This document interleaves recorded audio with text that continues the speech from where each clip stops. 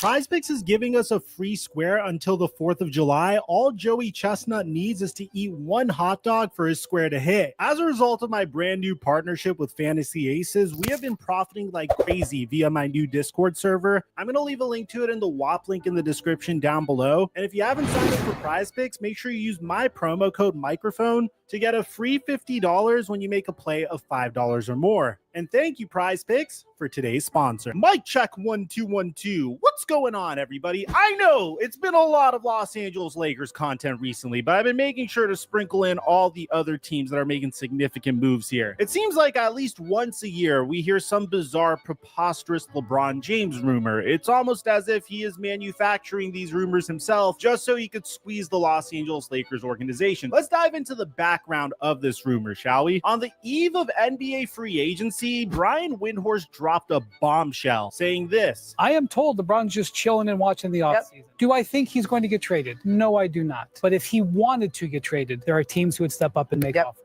Those two things I think are true. Pretty much saying that LeBron James is probably not going to get traded, but if he wanted to get traded, there are teams who could step up and make offers. I personally found this to be very peculiar because LeBron James just opted into his player option. If he really wanted to choose his next team, then he could have just opted out and signed with a new team during free agency. And immediately you started to see a bunch of weird rumors coming out, such as LeBron James and Austin Reeves aren't fans of being Luka Doncic's teammates. LeBron does not like playing with Luka. Reeves does not like playing with Luka. Reeves does not like getting the ball with 2 seconds left on the shot clock. LeBron is not fond of playing with Luka. The Lakers are going to turn their attention to build around Luka, not LeBron. And I think some of this stuff is true and most of it's baloney. I mean, Austin Reeves' agent immediately came out and said that Austin has nothing but the utmost respect for Luka and truly enjoys playing alongside him. Any suggestion to the contrary is completely false. He's excited to be on the court with Luka both now and in the future. You didn't really hear much about that from the LeBron James camp. As a matter of fact, there's been instances where LeBron James has shaded the Luka Doncic trade. When Luka Doncic was originally traded for, LeBron James understood that there was a shift in the Lakers organization. This was no longer LeBron James's team, it was Luka Doncic's team. And we've seen this plenty of times before in NBA history.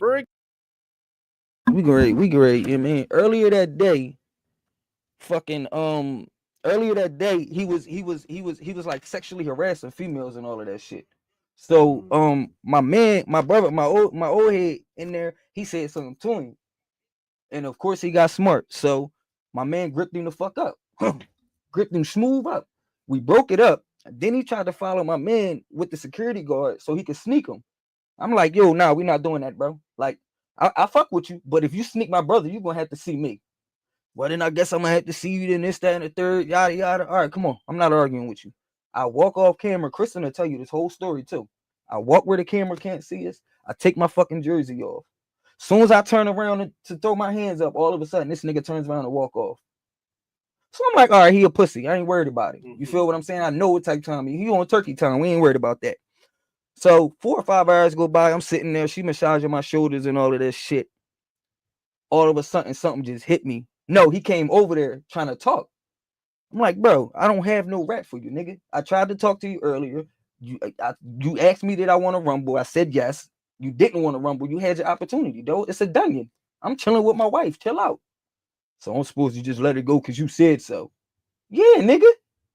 It's over. You had your opportunity earlier and you walked off. So when he turned around, I thought he was walking off. Nah, as you can see in the video, nigga turned around, grabbed that fucking sock, hit me with it. Bang! And you can tell he didn't have a plan B. Like, you can tell he thought that sock was going to put me to sleep. Because when he hit me the first time and I got up, like, that nigga was like his eyes got big as shit. And then I just started wailing on him. Like, nigga, it's not that. I'm small as shit, but, bro, I will beat you the fuck up out here. Like, don't let my size fool you, bro, at all. And that's how that shit went down. And the security guard, I mean, one of the staff members heard me trying to tell him to chill. Like, go ahead, bro. I'm not. So when all of it went down, one of the employees had my back too. Like, yo, nah, T not bullshitting. I heard him trying to de-escalate the situation. Main man, they didn't even get a chance to kick him out because after he got his ass whooped, he got up and just walked off. Mind you, he was on probation and all of that shit. So you just risked your fucking freedom and got your ass whooped and had to walk off in the ring. Bro, you hit me with a sock, right? Then got your ass whooped, then had to walk off in the ring, and now you're probably in jail for getting kicked the fuck out and violating your probation. That's a triple threat that you don't want. You whoop my ass and I gotta walk home in the rain and possibly go to jail? That's crazy. Like, yo, you feel what I'm saying though? Like, that shit wild, bro. That shit is fucking wicked. That's fucking crazy.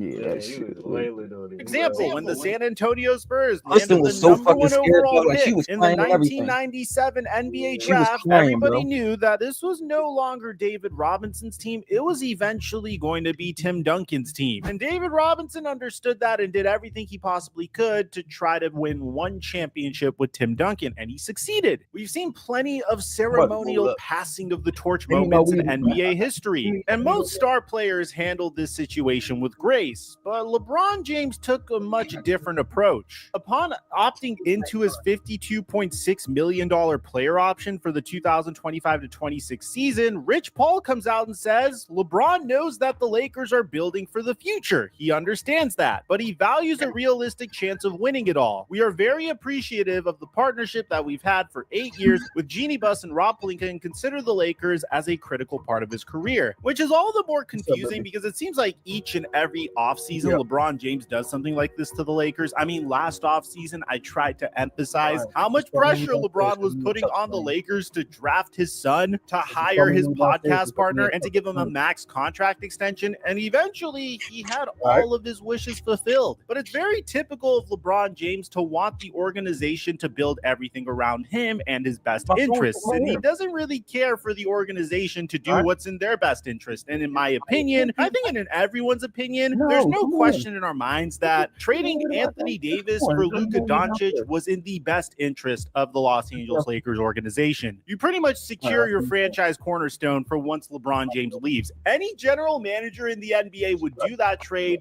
10 times out of 10. I mean, we're still making fun of Nico Harrison for this trade, even though he was able to secure Cooper Flag. But immediately after, we saw mixed reporting. I mean, Sean Charania came out and said this about LeBron James. So LeBron James is opting in to his nearly $53 million player option for this. He will be playing a record 23rd NBA season. Still not sure whether he's going to play one more season, but I'm told he wants to compete for a championship. He is uncertain about the Lakers roster moving forward. And my understanding is James is supportive of the Lakers positioning themselves around Luka Doncic. And this adds an interesting wrinkle here in free agency. LeBron James is evaluating how he wants to finish his career. And I've scrutinized LeBron James for this because he's coming out and saying that he is uncertain about the Lakers roster. And there's two things he could have done to avoid that problem. The first thing would have been to opt out of his contract and sign somewhere else. The second thing would have been to take a $15 million pay cut so the Lakers would be able to retain Dorian Finney-Smith. But a man with the net worth of $1.2 billion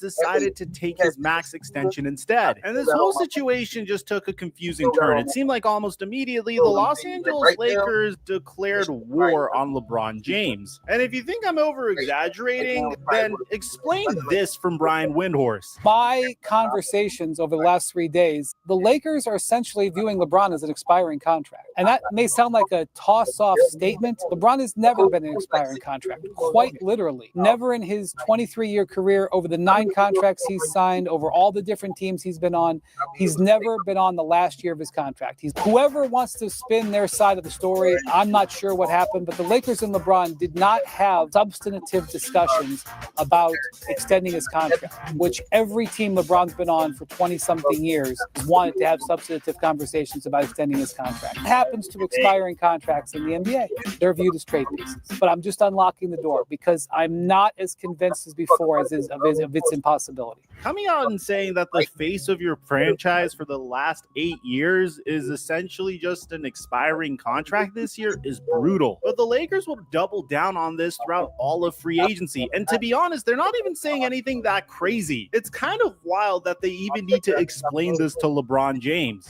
Right now, LeBron James understands the Lakers are prioritizing the future in a lot of ways that really centers around Luka Doncic.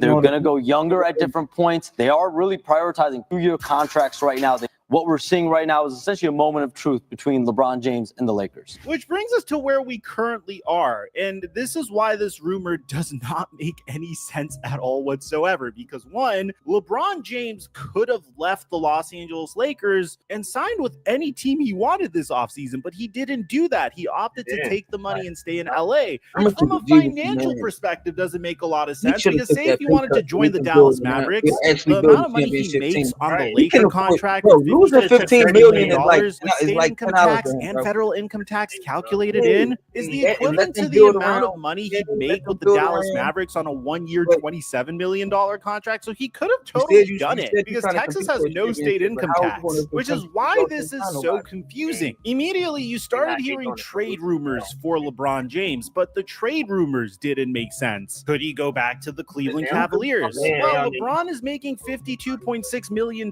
this year. So if the Cleveland Cavaliers wanted to acquire LeBron James, they would certainly need to include Darius Garland in any trade for him, and that wouldn't make any sense for the Cleveland Cavaliers. What about the Dallas Mavericks? The Dallas Mavericks are currently a second apron team, so they wouldn't be able to trade for LeBron James either. So reality starts to really set in as to what LeBron's options are if he wanted to leave the Los Angeles Lakers. And by the way, that crazy 7-team trade that people have been hyping up on X over the past couple of days has technically already happened. You've heard about all these trades separately. They're just combined into one trade. It's the Kevin Durant trade, and there's a bunch of picks flying around as well. So what does LeBron James's market really look like? Well, Dave McMenamin explains it here. Dallas, I'm told that they would only be interested in LeBron in a buyout situation. The only team that could trade for LeBron James and for it to make sense for both sides, in my opinion, would be the Los Angeles Clippers. The Los Angeles Clippers could package Norman Powell, Bogdan Bogdanovic, and Derrick Jones Jr. for LeBron James if he were to request a trade. And to be honest, I think this trade would do wonders for both the Los Angeles Lakers and the Los Angeles Clippers. I personally would prefer LeBron James to stay, but I just want you to understand how logistically impossible it has always been to trade for LeBron, because one, he has a no trade clause, and two, he's 40 years old and he's making $52.6 million, and there's no guarantee that he re-signs with your team once the season concludes. Which brings us to probably the most legitimate and realistic report that I'm going to bring you in this video, and that's the fact that there's little or no trade interest for LeBron James around the NBA if he became available. And I frankly could understand why. LeBron James is one of the most highest used players in the entire NBA. If you have him on your roster, your offense flows through him. You need to surround him with shooters. It completely changes the fiber of your team. And that's not necessarily a bad thing, but to trade for a player like that, when you're already in contention, LeBron isn't just a secondary player that you add to your team to try to win a championship. He is the primary option of your team, no matter how advanced his age is. And that's probably what's most impressive about him. So at the end of the day, I think all of these rumors you're seeing flying around about LeBron James wanting to leave the Los Angeles Lakers is just LeBron doing his yearly ritual of trying to pressure the Lakers into building the best possible team around it. Because at this point, a buyout doesn't make any sense. Why would he opt into his contract just to be bought out? The Los Angeles Lakers aren't going to do that. The Cleveland Cavaliers aren't going to trade Darius Garland for him. And the Dallas Mavericks simply can't aggregate contracts to trade for him either. At the end of the My bad, y'all. I'm going to stop this, though. We'll be back later on. I got some shit I got to show him real quick, but we'll be back later on, y'all.